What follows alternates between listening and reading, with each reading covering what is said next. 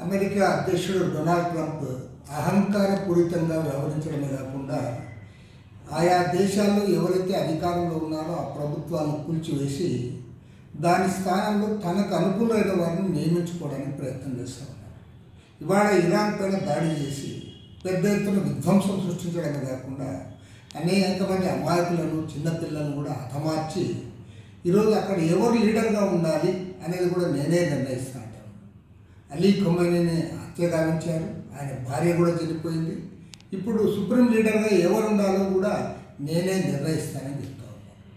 గతంలో కూడా ఇటీవలనే వెనిజులా అధ్యక్షుడు నికోలస్ మదురోను ఆయన భార్యను కూడా కిడ్నాప్ చేసి ఇవాళ అమెరికా జైళ్లలో నిర్బంధించి ఆ కోర్టుల్లో విచారణ కొనసాగిస్తూ ఉన్నారు. మరోవైపు క్యూబాను బెదిరిస్తూ ఉన్నారు.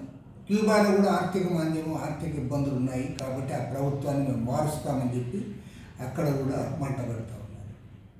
ఇంత నిర్లక్ష్యంగా ఏమాత్రం కూడా మన చట్టాలను గౌరవించకుండా, అంతర్జాతీయ చట్టాలంటే ఏమాత్రం కూడా విశ్వాసం లేకుండా ఈరోజు దేశాలపైన దాడి చేయడం, ప్రభుత్వాలను తనకు అనుకూలంగా ఉండేట్లు చేసుకోవడానికి అమెరికా ప్రయత్నిస్తారు.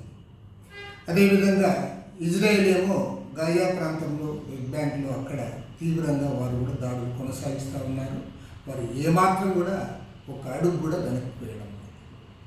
ఇలాంటి దుర్భర పరిస్థితుల్లో ప్రపంచవ్యాప్తంగా అనేక దేశాలు పెట్రోల్ ధరలు పెరగడం, అదేవిధంగా గ్యాస్ ధరలు పెరగడంతో ఇబ్బందులు పడుతూ ఉన్నారు. మన భారతదేశంలో కూడా అనేక ఇబ్బందులు పడుతూ ఉన్నారు.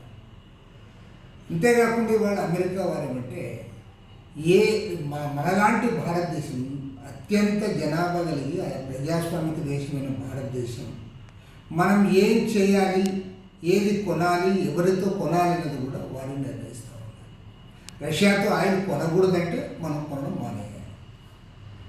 మీకు 1 month పర్మిషన్ ఇస్తాం, మీరు కొనుక్కోండి అంటే మనం కొనుక్కోవాలి. ఒక సర్వసత్తాక ప్రజాస్వామ్య దేశంగా ప్రకటించుకున్న భారతదేశం అమెరికా అధ్యక్షుడు డొనాల్డ్ ట్రంప్ నిర్ణయాల ప్రకారం మనం నడుచుకోవాలి. ఆ రకంగా మనం వ్యవహరించాలంటే ఇంతకంటే సిగ్గుచేటని విషయం ఉంటుందని నేను అడుగుతాను. ప్రపంచవ్యాప్తంగా ఇంత మానకాండ దుర్మార్గాలు జరుగుతూ ఉంటే, మన దేశం కూడా వైపు నష్టపోతూ ఉంటే మన ప్రధానమంత్రి ఏమీ మాట్లాడలేకపోతూ ఉన్నారు. ప్రధానమంత్రి కనీసం ఇది సరైనది కాదు అని కూడా చెప్పలేని ఒక దుస్థితిలో ఉన్నారు. మన దేశానికి స్వాతంత్రం వచ్చిన తర్వాత ఏనాడు కూడా ఇంత దౌర్భాగ్య పరిస్థితుల్లో ఈ దేశం లేదు.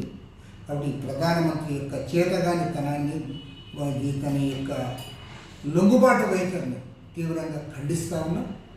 దేశవ్యాప్తంగా దేశభక్తులు, ప్రజాతంత్రవాదులు అందరూ కూడా దీన్ని ఖండించాలి. మన దేశ గౌరవాన్ని కాపాడుకోవడానికి కూడా అందరూ కూడా ముందుకు రావాలి.